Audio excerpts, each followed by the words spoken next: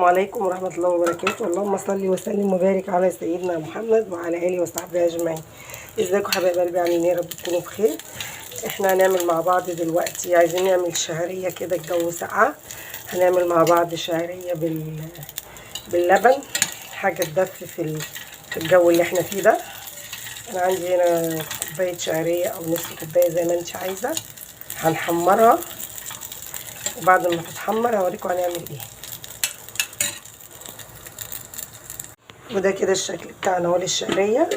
هنجيب عندي هنا الحليب، هنشيلها من على النار الاول كده شويه، نديها تشويحه كمان عشان ما تتحرقش. تهدى شويه كده. اهم حاجه تتحمر الشعريه. لما بنعمل شعريه كده شوربه او بلبن لازم تتحمر عشان ما تشرب السوائل ما تعجنش. بصوا هننزل كده باللبن، نزلتها من على النار عشان انا عارفه اللي هيحصل.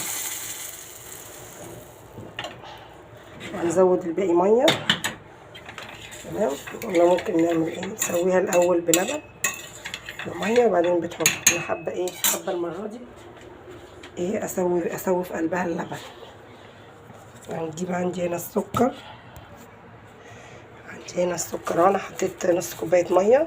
هنضيف كده السكر هنا عندي حسب الرغبه بالشكل اللي انتوا شايفينه ده. بعد ما تستوي بقى ممكن نضيف عليها لبن تاني. نسيب وهي سخنه كده. بس انا هغطي عليها بقى واسيبها تستوي، وهقدمها لكم بعد لما تستوي. عندي كده خلاص الشعريه بتاعتي استوت. هنجيب هنا عندي اللبن، هنزود عليها لبن، وبعد كده هنغرف. انا عايزه اقول لكم ملحوظه يا جماعه.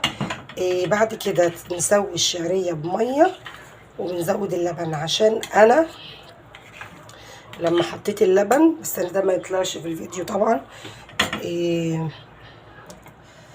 الفرق في عمل غلي عندي على البوتاجاز والدلق، وبهدل البوتاجاز طبعا وانا نضفته. انا كنت نسيت المفروض ان انا الاول بحمر الشعريه. انا كده طول ما انا واقفه اي حاجه على البوتاجاز بحب انضفها. فعمل كده زي ما قلت لكم فرع البوتاجاز، فطبعا ما ينفعش غلي يعني على البوتاجاز وطرطش وبهدل الدنيا. فهي بتستوي الاول في ميه. تمام. وبعد كده بنحط اللبن والسكر، حابين تحطوا فانيليا، مش حابين خلاص. انا هغرفها بقى وهقدمها معاكم. وعندي هنا جوز هند، هنحط على وشها جوز هند عشان ما عنديش زبيب ولا مكسرات، وهقدمها معاكم. وده كده الشكل النهائي بتاعنا اهو للمكرونه للشعريه بتاعتنا. حاطين على الوش جرنيش جوز هند. اللي حابب بقى يحط اي مكسرات اللي متوفر عنده، الموجوده عندكم في البيت. ويا رب الفيديو يعجبكم. ما تنسوش تحطوا اللايك وتفعلوا الجرس، واللي ما اشتركش في قناتي يشترك في قناتي على اليوتيوب اكلات بيتي. ويا رب الفيديو يعجبكم. ومش عايزه بس غير دعمكم. والسلام عليكم ورحمه الله وبركاته.